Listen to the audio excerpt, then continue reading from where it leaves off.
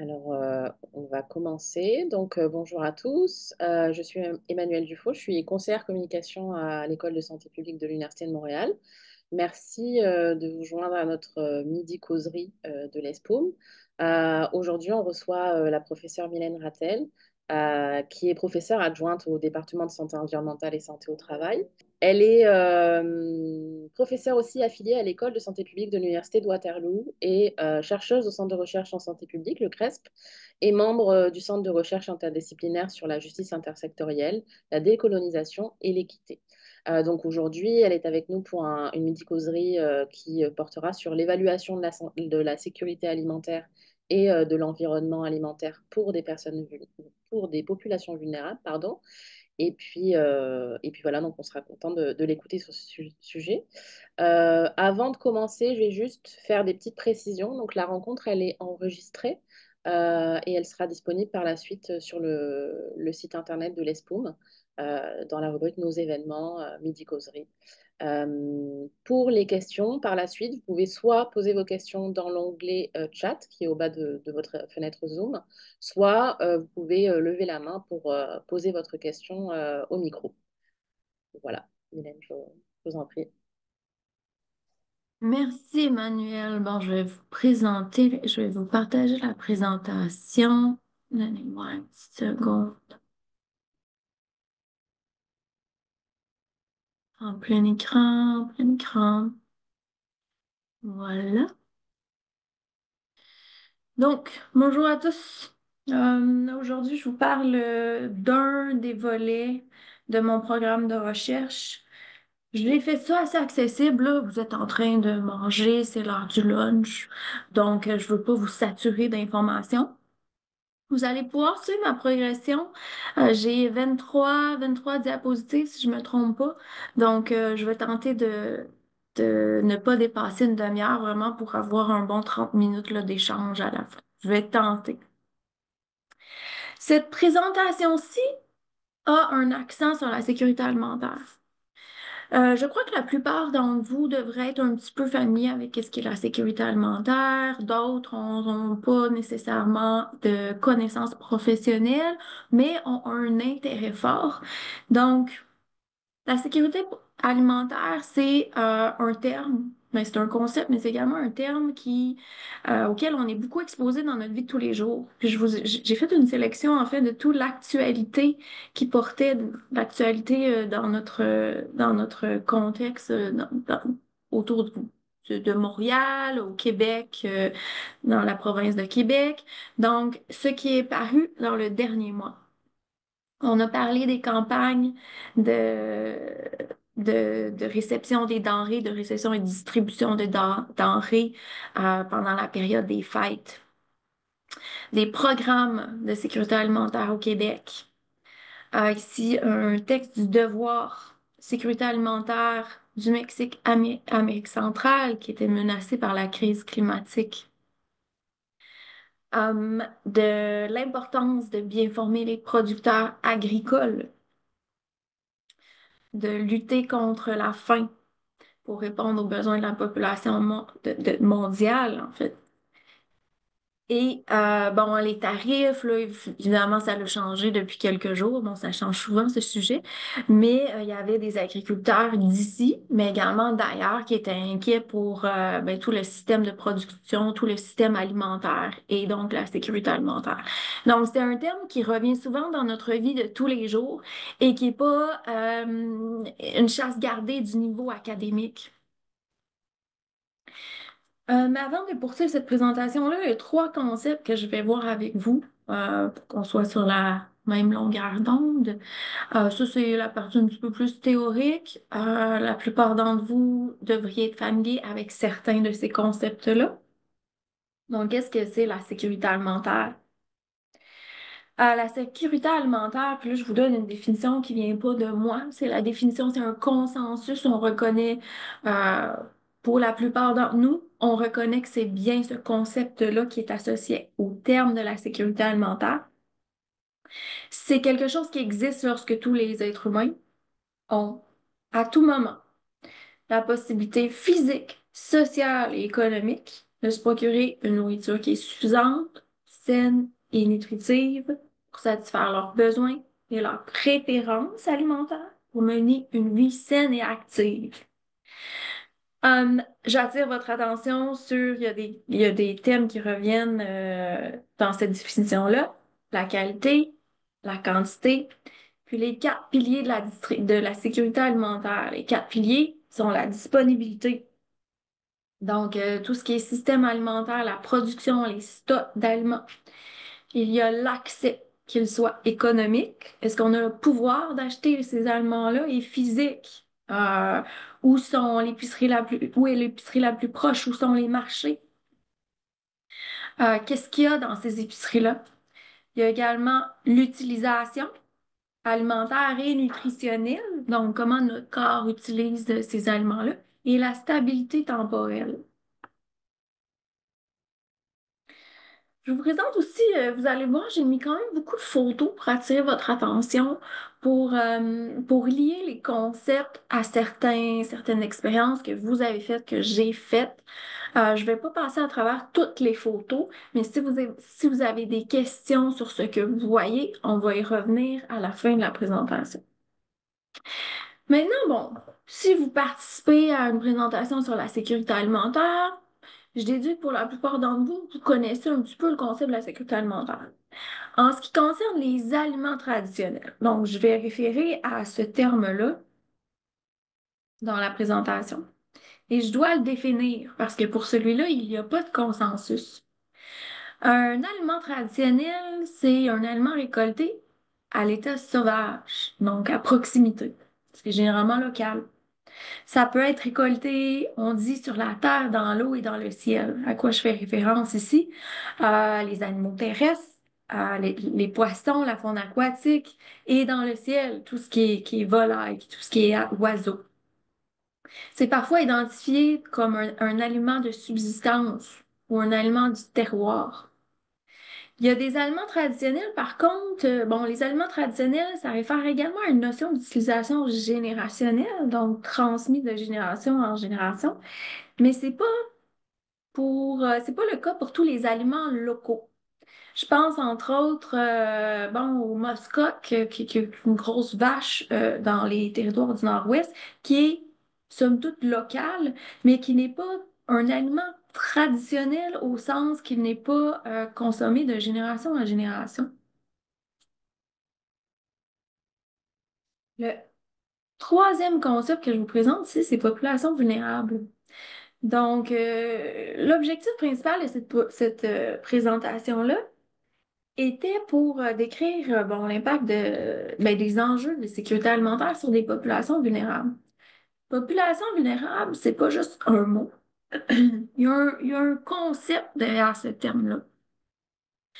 Puis en fait, ça réfère à un groupe d'individus qui va présenter un risque accru de problèmes de santé et de disparités en matière de santé, donc des avantages sociaux, économiques ou environnementaux. Il y a souvent des dynamiques de pouvoir également qui vont empêcher ces groupes de la population-là d'avoir accès aux ressources nécessaires, que ce soit les systèmes de santé, que ce soit des programmes et politiques.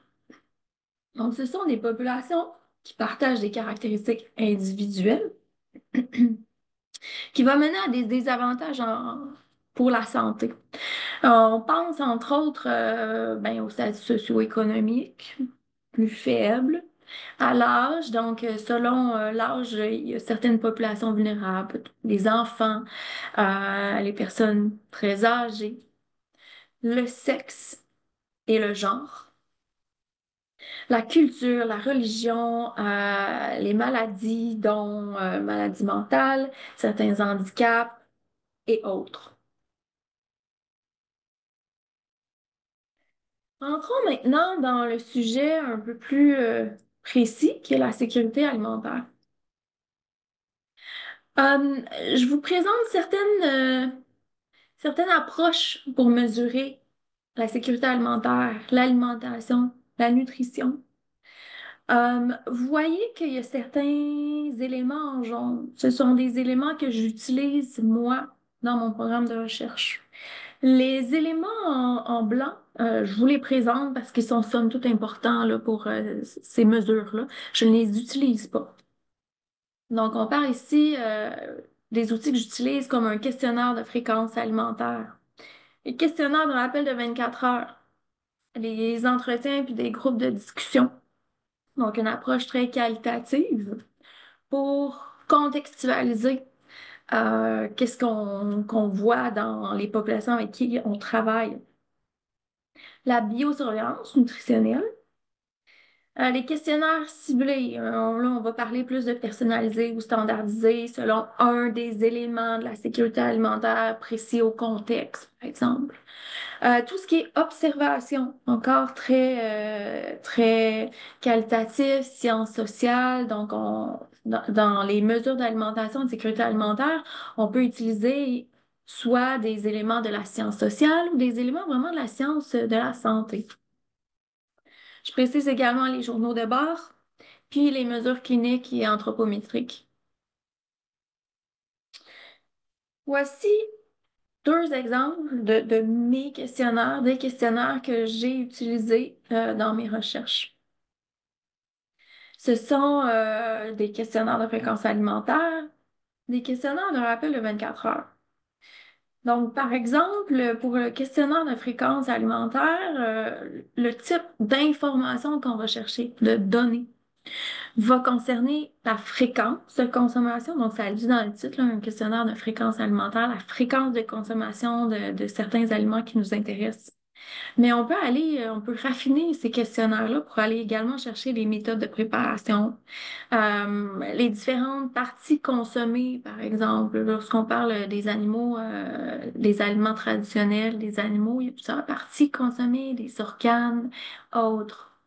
Les zones de pêche, les zones de chasse et les portions consommées. Pour ce qui est pour le questionnaire de rappel de 24 heures, ce sont deux questionnaires qui sont très interactifs, faciles d'utilisation. Ce sont des questionnaires mis sur une plateforme. Pour le questionnaire de 24 heures, le participant va être invité à identifier tous les aliments qu'il a consommés dans les dernières 24 heures. En fait, généralement, on va se référer à la journée d'avant.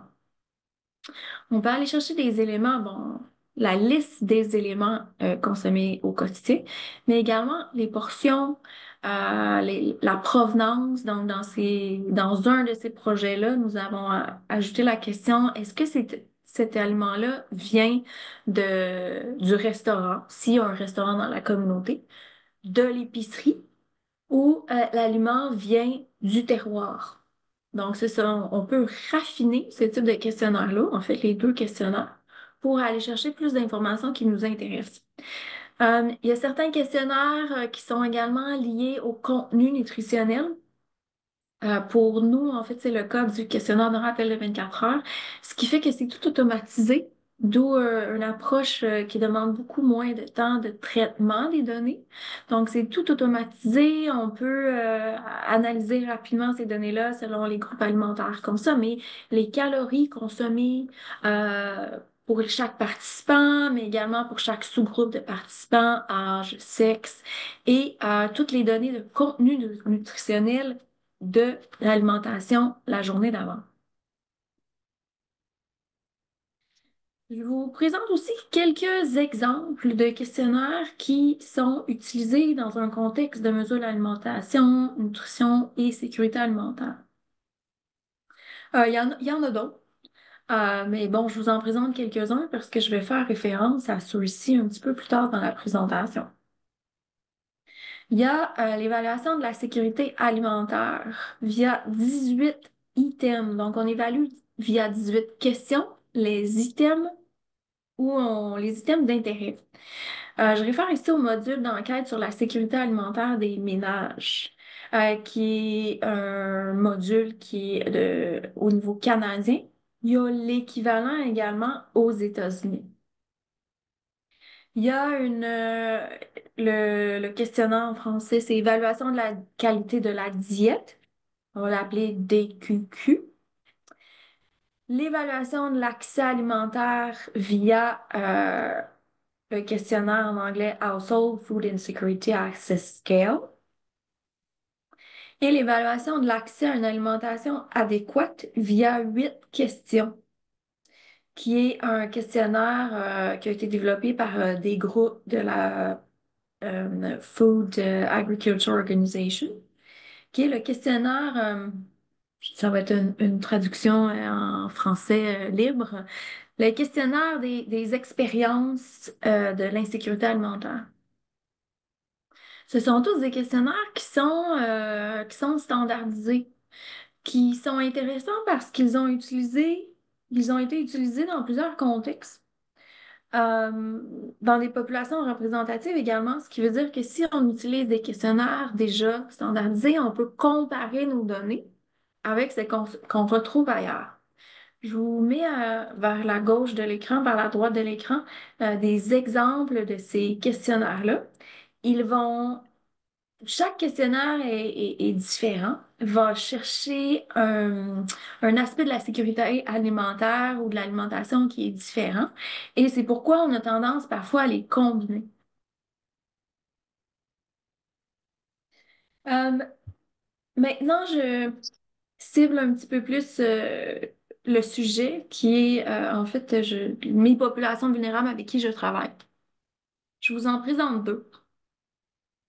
Je travaille avec des communautés éloignées nordiques d'aînés dans les territoires du Nord-Ouest. Je travaille également avec d'autres populations, mais là, pour cette présentation-là, je vous en présente deux. Et je vous présente également un petit projet qu'on a fait dans un centre de réfugiés à Armanli, en Bulgarie. Donc, qu'est-ce qui concerne le contexte des communautés autochtones nordiques? En fait, ben, la sécurité alimentaire, Édric, c'est un défi. Donc, si vous voyez sur la carte, c'est des populations qui sont vraiment éloignées, bon, premièrement de nous, mais d'une densité de population. Ce qui veut dire les infrastructures sont limitées, les ressources sont limitées, tout arrive en avion ou en barge si vous êtes près d'un cours d'eau important. Donc, les ressources sont très chères. C'est également le prix des aliments. Les aliments du marché sont chers. Là, je vous donne un exemple ici, des prix des oranges qui sont à peu près le double de ce qu'on trouve comme prix à Montréal. Euh, Ce qui veut dire qu'il y a beaucoup encore de résidents qui vont se tourner vers les aliments traditionnels. Donc, ces aliments traditionnels-là sont importants pour la culture, la nutrition, puis tout l'aspect spirituel de ces communautés-là. Il y a également un petit défi qui est l'exposition aux contaminants qui est varié puis qui est parfois élevé. C'est pas toujours le cas, mais on pense entre autres ben, à Ça passe mieux que celui. je vois qu'il y a des micros encore ouverts. On pense bon, à l'alimentation traditionnelle, le mercure dans le poisson. Puis le fait que ces communautés-là, qui sont en fait pour 50% autochtones, vivent en étroite collaboration, en étroite interdépendance avec leur environnement. Les taux d'insécurité alimentaire ils sont plus élevés dans le Nord, ils sont plus élevés dans les communautés autochtones.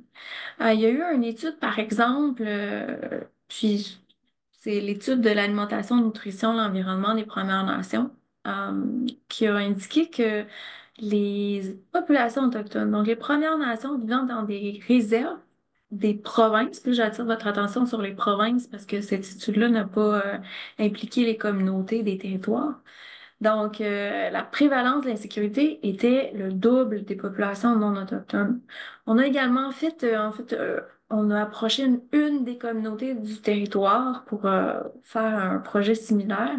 Puis, bon, c'est sûr que nos nombres semblent petits, 24 individus, mais en même temps, c'est un participant par famille ou par maison. Puis, il y a entre 50 à 100 maisons dans cette communauté-là. Puis, on a aperçu que, en fait, tous les participants étaient classés comme en étant en situation d'insécurité alimentaire. La sécurité alimentaire pour les populations autochtones et en particulier pour les populations nordiques va, en fait, les 4 piliers de l'insécurité alimentaire vont être impactés. On parle de la disponibilité, donc il y a moins d'aliments du marché. et également locaux. Donc, la variété est moindre, la quantité est moindre. L'accès, ben, il y a des barrières économiques parce que les aliments sont très chers, entre autres à cause du transport. L'utilisation, ben, tout ce qui est utilisation des aliments autochtones, ben, il commence à avoir une perte de connaissances et de compétences traditionnelles. Je ne vais pas m'étendre sur le sujet, mais vous pouvez penser entre autres aux écoles, en français, écoles résidentielles. Bon, il y a un manque de connaissances sur les aliments du marché. Ça concerne pas seulement les populations autochtones, ça concerne pas seulement non plus les populations nordiques. Il y a la mauvaise qualité des éléments du marché. Donc, beaucoup de produits congelés, déjà préparés. Puis la stabilité est également impactée, les changements climatiques, la distribution des animaux, de changements, de migration, mais également les changements climatiques ont un impact avec tout ce qui rentre dans la communauté. Tu sais, les routes de glace qui sont beaucoup utilisées en hiver commencent à être affectées, les niveaux d'eau nécessaires pour que la barge arrive dans les communautés sont impactés. Il y a également des bénéfices des aliments traditionnels pour la sécurité alimentaire. Je pense que c'est la seule diapositive que je présente sur mes travaux. C'est un article qui a été récemment publié, donc en fait en 2025. Donc je voulais pas passer à travers, je voulais pas passer à côté l'opportunité juste de vous présenter brièvement ça. Puis la conclusion principale, c'est que via nos résultats de biomarqueurs nutritionnels et les questionnaires, donc, les résultats qui ressortent de ça indiquent que l'insécurité alimentaire est élevée, puis que les aliments traditionnels font encore partie intégrale de la diète, sont liés à une diète plus nutritive, puis supportent la sécurité alimentaire.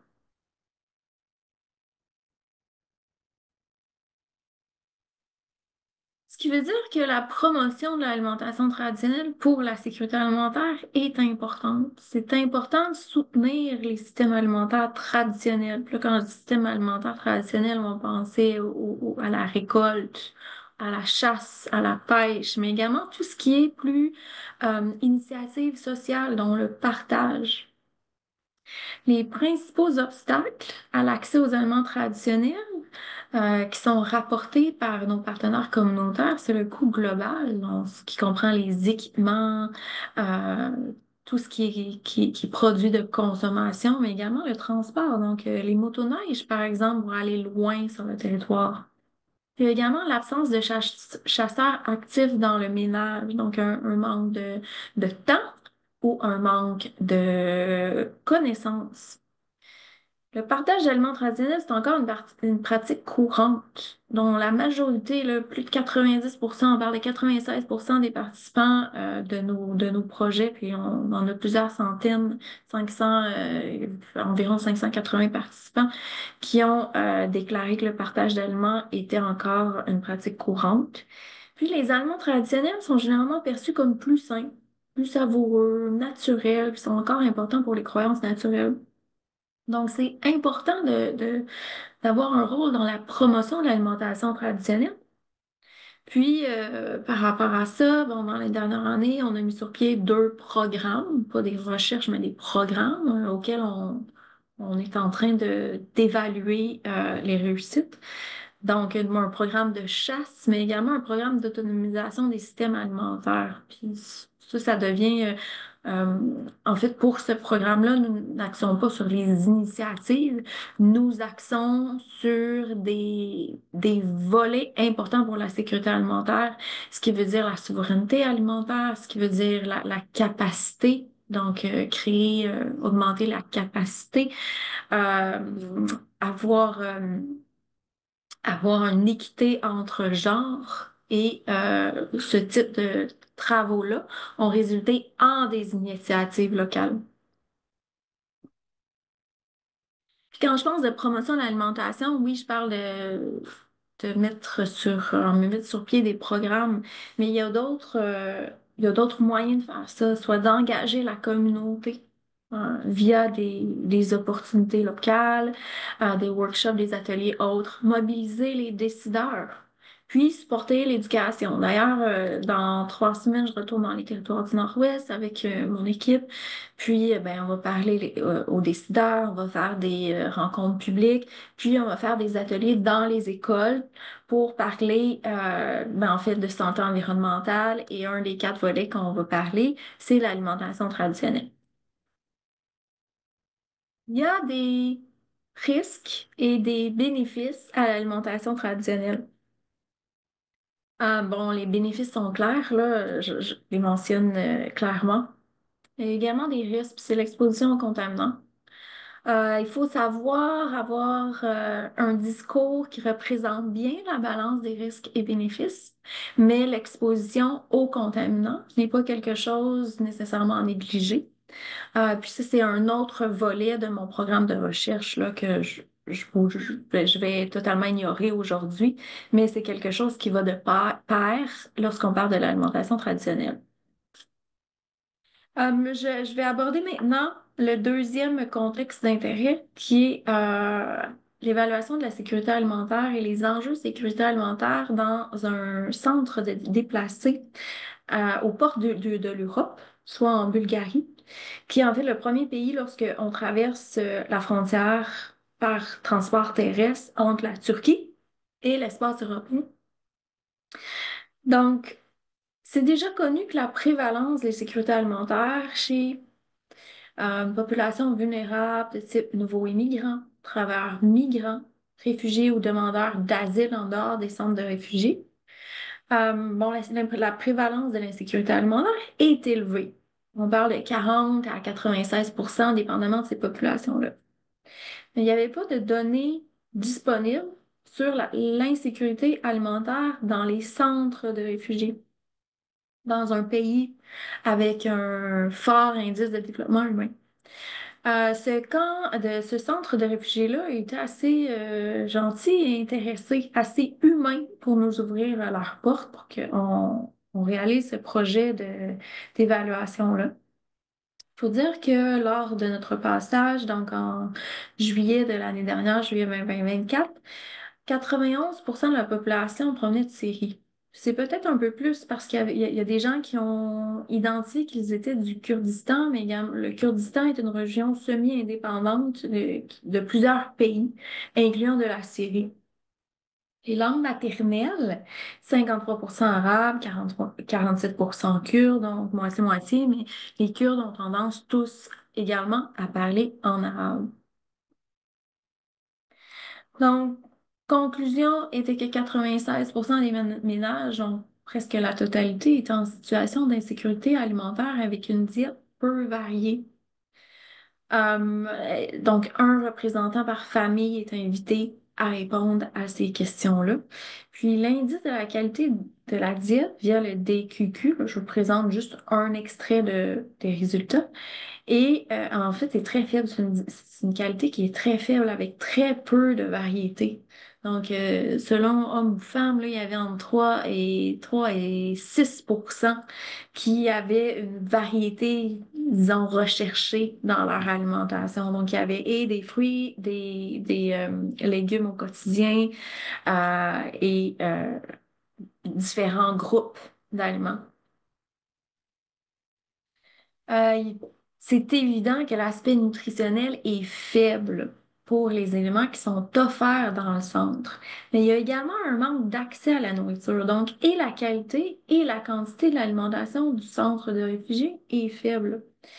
Il y a également, en fait, j'attire votre attention sur d'autres données qu'on a collectées.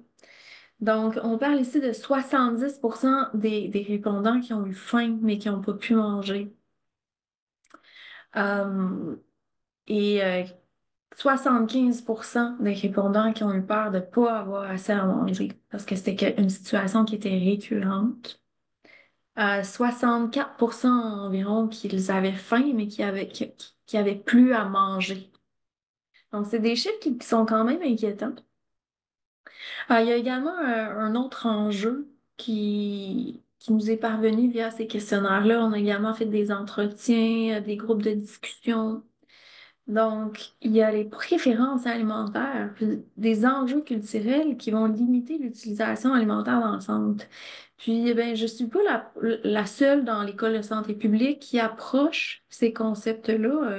Il y a d'autres chercheurs qui travaillent sur le sujet, entre autres Rosanne Blanchet, là, qui travaille sur la sécurité alimentaire culturelle, Malik Battal, puis il y en a d'autres. C'est des enjeux qui reviennent souvent. Il y avait, en fait, 45% qui ont déclaré que la qualité de la nourriture n'était pas perçue comme saine. Puis, il y avait les préférences alimentaires qui ressortaient comme des éléments importants. Puis là, quand je dis préférences alimentaires, mais c'est des enjeux culturels, en fait. Bon, cette population-là déplacée, qui vient particulièrement de Syrie, ont rapporté que les gens ne mangent pas de la viande parce qu'ils ne savent pas de où elle vient. Il y a également des barrières de communication entre le personnel de la cuisine et les résidents du camp.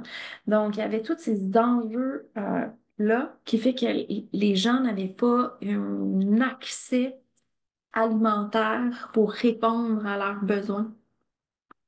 Il y avait des stratégies de mitigation de l'insécurité alimentaire, donc les gens allaient vraiment collecter des aliments locaux.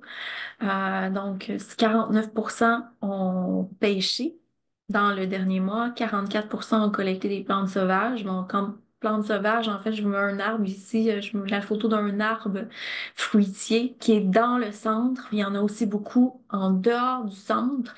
Donc, la Bulgarie est un pays très riche en termes d'agriculture. Il y a des plants de tomates accessibles au public, il y a des arbres fruitiers. Puis le partage d'aliments était également une pratique qui était importante dans le camp de réfugiés, dans le centre de réfugiés. Pour les messages clés, puis j'arrive à la fin, qu'est-ce que j'aimerais que vous reteniez dans cette présentation-là? Les enjeux de sécurité alimentaire pour les populations vulnérables sont à tout niveau, dans tous les piliers de la sécurité alimentaire, soit la disponibilité, l'accès, l'utilisation et la stabilité. Les préférences alimentaires et les enjeux culturels doivent être considérés, sont importants pour la sécurité alimentaire. Les conséquences d'une meilleure sécurité alimentaire sont positives pour la santé publique. Puis on en a peu parlé dans cette présentation-là, mais on parle d'une diète nutritive, de tout ce qui est santé physique, mais également santé mentale. Euh, la sécurité alimentaire dans son tout, incluant les préférences, et ben, contribue au bien-être des communautés. C'est un support à la vie spirituelle, à la vie culturelle. Donc, prendre le temps de réseauter avec notre entourage, de créer des liens, c'est particulièrement important lorsque c'est une population désavantagée. Puis une approche collaborative pour ces communautés-là peut améliorer la sécurité alimentaire. Donc, il y a des projets sur la base de ces données-là, sur la base également des priorités identifiées par les communautés nordiques. Il y a des projets qui ont été mis sur pied avec, on l'espère, un pouvoir de transformation de ces enjeux-là. Et en ce qui concerne le centre de réfugiés, en fait, nous avons mobilisé les décideurs et il y a vraiment une volonté d'implanter certains programmes. Donc ça sera notre prochaine étape avec ces partenaires-là pour améliorer là, le bien-être de ces communautés-là. Donc, voici les références que j'ai mis au long de cette présentation-là.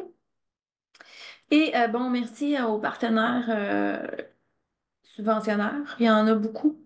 Je vais mentionner ici le programme de lutte contre les contaminants du Nord, les instituts de recherche en santé du Canada, le programme de changement climatique et d'adaptation du Canada, Santé Canada, certains instituts et universités, et le centre du CRIJAD et l'École de santé publique pour votre soutien. Je vais arrêter la présentation. Il est maintenant 1h35, donc ça nous donne un bon 25 minutes là, pour échanger. J'invite également ben, les gens, les participants du milieu professionnel à se manifester Entre autres pour que vous ayez une visibilité par rapport aux futurs professionnels qui se sont joints à nous aujourd'hui. Donc, si vous avez un intérêt en sécurité alimentaire et vous êtes étudiant, je vous invite là, à retenir certains noms du milieu professionnel que vous pourrez communiquer lorsque vous aurez terminé votre programme d'études. Une belle opportunité d'échange. Bon, j'arrête la présentation et je reviens vers vous. Emmanuel, est-ce que vous souhaitiez faire la facilitation des discussions? Si des gens ont des questions, si les participants ont des questions, vous pouvez soit lever la main, soit poser votre question par écrit dans le chat qui est juste en bas de votre fenêtre Zoom. Puis, je pense qu'on se fera un plaisir d'y répondre. Je m'appelle Catherine, je suis nutritionniste. J'ai déjà parlé à Mylène il n'y a pas longtemps parce que ces sujets d'intérêt sont liés aussi. Je fais toutes sortes de choses, mais bientôt, je vais commencer à faire des remplacements dans une communauté CRI puis à la gestion du service alimentaire de l'hôpital.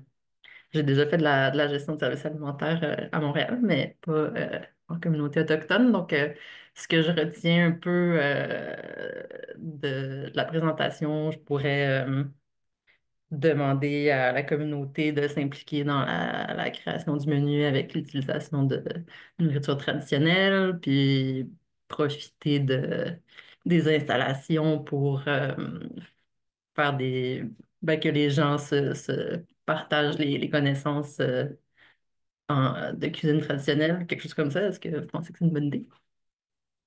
Et j'ai deux volets dans ma réponse. Un, c'est une super bonne idée. Deux, vous allez malheureusement vous heurter à plusieurs niveaux de réglementation pour le partage d'aliments traditionnels. Euh, Particulièrement là, si vous êtes dans un hôpital, un centre de santé ou autre. En fait, c'est de voir, oui, d'impliquer les gens de la communauté, de voir leurs besoins. Il y a il y a des limites dans le sens que vous ne pourrez probablement pas, en tant que cuisine d'un établissement, partager vous-même des aliments traditionnels aux patients, par exemple, mais vous pourrez peut-être offrir un partage d'infrastructures, tu sais, ce genre de choses-là. Mais oui, je vous invite à le faire, là, de créer des liens puis de voir les besoins locaux. Bravo pour l'initiative. Stéphane, je vois que tu as la main levée. Stéphane, on se connaît. Vas-y. Oui. Bonjour, ben, merci Mylène pour la présentation. J'ai trouvé ça très intéressant. J'avais deux questions. L'insécurité alimentaire dans les communautés autochtones du Nord, est-ce que c'est historique dans le sens où est-ce que ça fait plusieurs décennies, puis avant même l'arrivée de l'homme blanc, à cause des conditions climatiques déjà difficiles, ou c'est quelque chose qui s'est accentué là, dans les dernières années? Ben, bonne question. J'ai juste une réponse partielle à ça. Tu sais, je vous dirais que dans le temps de nos grands-parents, il y avait quand même une plus forte portion de la population qui était en insécurité alimentaire. C'était pas quelque chose qui était évalué. Donc, on n'a pas, tu sais, il y a 50 ans, 75 ans, c'était pas quelque chose qui était suivi ou évalué. Donc, on n'a pas nécessairement de data sur ça. Mais la consommation des aliments, ou je vais juste dire l'accès aux aliments, que ce soit les aliments de marché ou les aliments traditionnels, était inégal dans la population. On estime que c'est probablement la même chose pour les populations autochtones nordiques.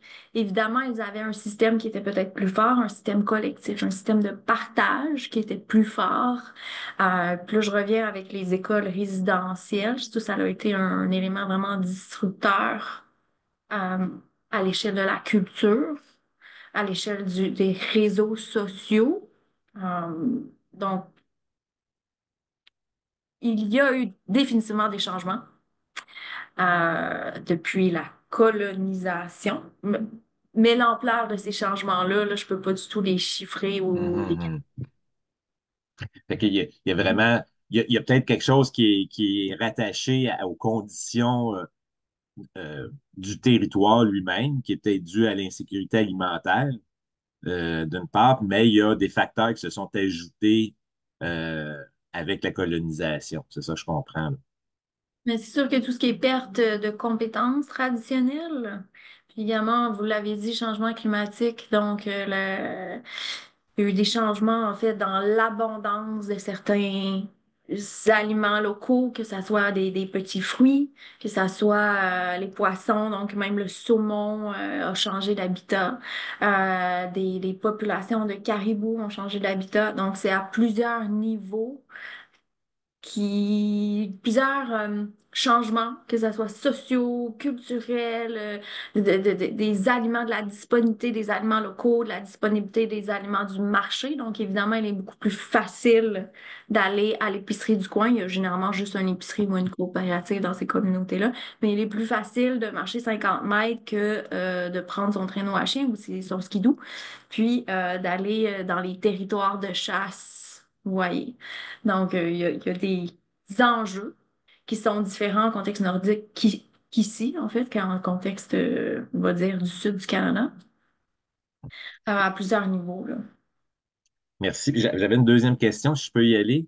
Euh, oui, OK. Ben, tu as parlé des contaminants là, qui contaminent l'alimentation locale, traditionnelle. Est-ce que ces sources de contaminants-là sont identifiées? Puis si c'est les mines, en tout cas l'exploitation minière, ou je ne sais pas s'il y a de l'exploitation pétrolière ou gazière, mais est-ce qu'il y a des compensations pour les communautés qui sont affectées par cette communauté, par cette contamination-là? OK, ça, c'est une grosse question. Évidemment, l'exposition aux contaminants, c'est basé sur le contexte.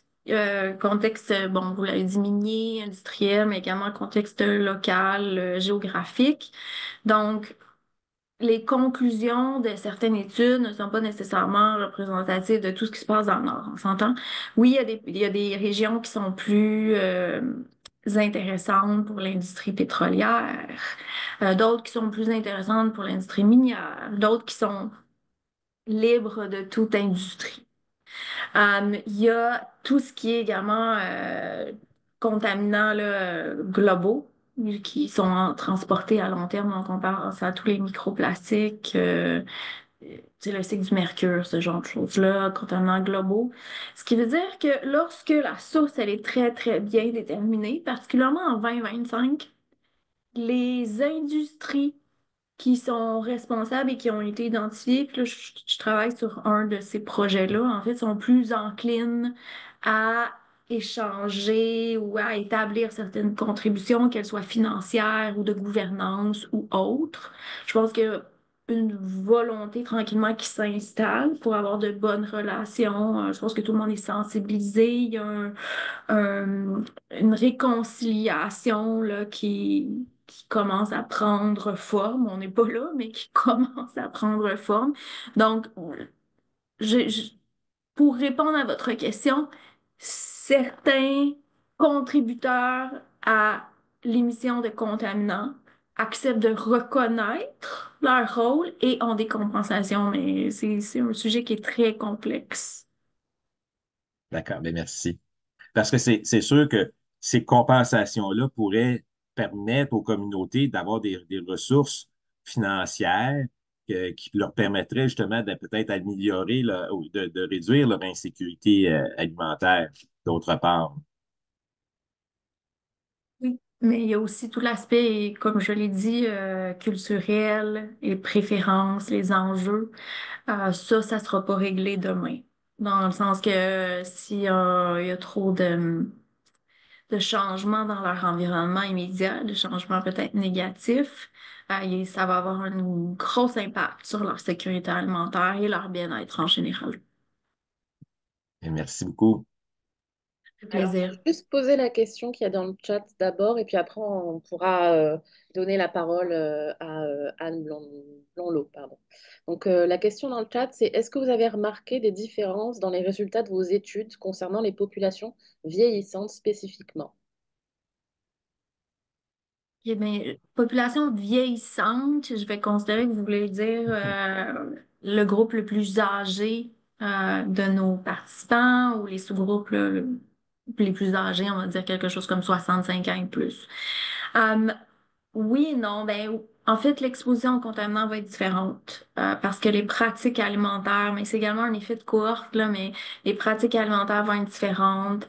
Généralement, les gens plus âgés vont consommer plus d'aliments traditionnels. C'est généralement, là, en moyenne.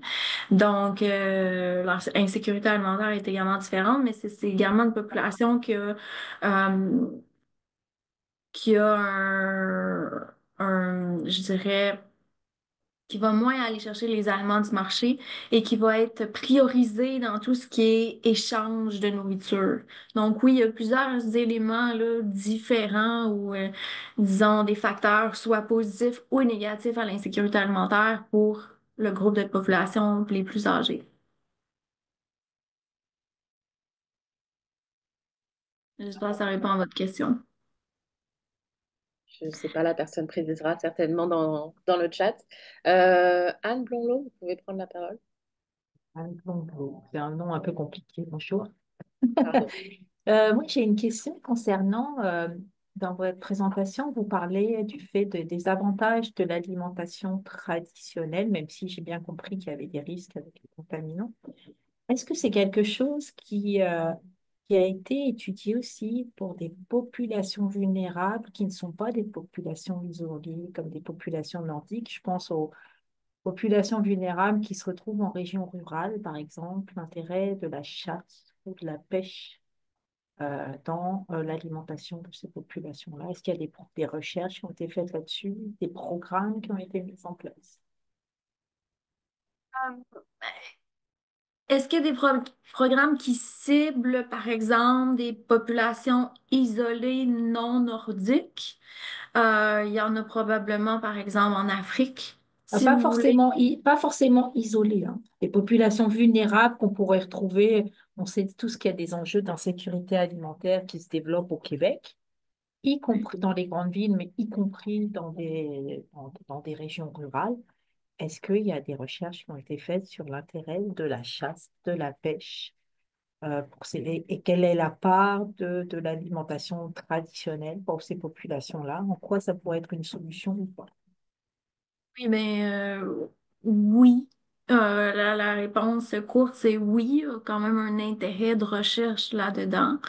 Je peux vous dire, là, par exemple, c'est que moi et certains collègues, dont Rosanne Blanchet, on se penche tranquillement sur la sécurité alimentaire en zone urbaine pour les populations autochtones qui sont en insécurité alimentaire, mais quelles sont les initiatives? Là, on n'a pas nécessairement seulement un accent sur la part de l'alimentation traditionnelle, c'est parmi qu'est-ce qu'on regarde, quelles sont les initiatives déjà implantées, quelles sont les initiatives possibles, par exemple, dans un contexte de Montréal.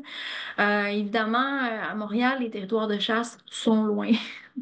Euh, donc, on va voir en fait où nos lectures, nos recherches, nos entretiens et tout vont nous conduire. Mais bon, l'alimentation traditionnelle, j'ai l'hypothèse, du moins, qu'elle va résulter en... Il va y avoir beaucoup moins de participants, beaucoup moins de résidents qui vont avoir ressort à l'alimentation traditionnelle pour la mitigation de l'insécurité alimentaire dans un contexte urbain. Bonjour Mylène. Bonjour. Alors j'avais juste une petite question sur la sécurité alimentaire dans vos recherches, si vous avez fait dans les populations africaines, les autochtones, si vous avez des résultats sur de populations dans les régions africaines, est-ce qu'il y a une similarité en termes des risques pour ces populations entre les populations dans les zones africaines et les zones nordiques, comme vous l'avez des résultats bien présentés dans vos recherches? Merci. Bon, vous dites population africaine, non, on s'entend que Mhm. l'Afrique, c'est un continent. Ça fait qu'il y a Oui, il y a des- il y a- je l'ai pris oui. dans la vaste majorité parce que je suis pas sûr que vous avez des résultats euh, spécifiquement dans une région. Donc, si vous avez quand même des données sur les régions africaines, est-ce qu'il y a des similarités ou des différences en termes des risques sur l'insécurité alimentaire dans ces régions-là? Merci pour votre question, en fait. Je n'ai pas encore de résultats pour les populations vulnérables en sécurité alimentaire avec lesquelles je travaille sur le continent africain. Ça, c'est la première chose que je vais dire.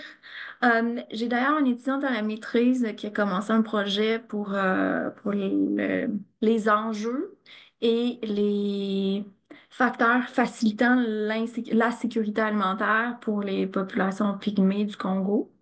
Donc, on pourra en reparler là, prochainement. Je n'ai pas de résultats sur la prévalence là, de l'insécurité alimentaire pour ces populations-là, mais je vous dirais que dans la littérature, il n'y a pas beaucoup d'études publiées, mais il devrait en avoir quelques-unes là, qu'on pourrait comparer certaines populations ensemble dans un contexte nordique canadien, par exemple, avec certaines populations euh, isolées ou vulnérables du Congo. Je ne sais pas à quel point ça serait pertinent de comparer ces populations-là, mais dans le sens que si vous avez un intérêt pour voir la prévalence de l'insécurité alimentaire pour certaines populations, je pense que la littérature quand même, pas beaucoup, mais il y en a. Merci beaucoup. Alors, j'ai une deuxième question, parce que dans la présentation aujourd'hui, j'ai vu que vous avez travaillé avec des populations qui sont des déplacés dans des camps de réfugiés en Bulgarie. Vous m'avez déjà parlé de ça, pour ne pas être indiscret. Mais vous avez aussi travaillé dans d'autres régions avec des réfugiés ou des personnes dans des camps de réfugiés. Est-ce que vous avez noté des différences notables en termes de sécurité alimentaire où c'est toutes les populations déplacées ont pratiquement le même risque encouru? Eh bien, pour répondre brièvement, Mhm, les populations déplacées à n'importe quelle étape de leur processus de déplacement, mhm, ils vont être vulnérables à l'insécurité alimentaire. Ça, c'est clair. Évidemment, si on parlait, puis là, j'imagine que certains d'entre vous suivez qu'est-ce qui se passe au Congo, en RDC présentement, avec les conflits armés et tout. Bon, j'ai travaillé dans ces camps de déplacés-là, autour de Goma. Mais évidemment, les enjeux étaient différents parce que c'était des camps de déplacés de 200 000 personnes. Il n'y avait pas d'espace. Ils ne pouvaient pas avoir accès beaucoup aux aliments traditionnels. Il y avait beaucoup, beaucoup de violence. Donc, aussitôt qu'on sortait, par exemple, du camp pour avoir accès aux aliments locaux, même accès à l'eau, accès au bois de chauffage, mais ça résultait à beaucoup de violences, que ce soit des violences physiques, violences sexuelles et autres. Donc, évidemment, tous les contextes de population déplacée sont différents, là.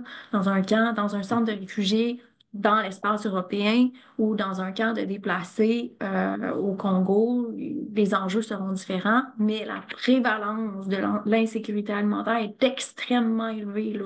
C'est la majorité, c'est près de 100% de ces populations-là qui est en sécurité, qui est en insécurité alimentaire. Bon, merci beaucoup.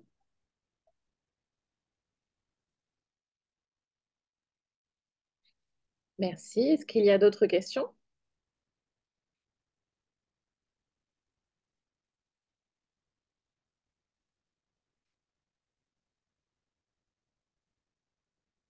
Bon, ben, je pense qu'on va pouvoir, s'il n'y a pas d'autres questions, on va pouvoir peut-être clôturer. Est-ce que Mylène, peut-être que tu voulais conclure sur quelque chose? Pas particulièrement, moi, si vous travaillez ou si vous étudiez ou faites un quelconque projet en sécurité alimentaire ou en réseau alimentaire, je vous invite de vraiment impliquer les communautés ou les sous-groupes de population les plus vulnérables des régions des populations avec qui vous travaillez. Puis c'est comme ça que vous allez faire changer les choses. Puis merci à tous d'être venus. Si y a quoi que ce soit, vous avez mon courriel, donc n'hésitez pas, là, je suis assez accessible, là. Vous pouvez me contacter. En tout cas, merci beaucoup, Mylène. J'ai trouvé ça super intéressant.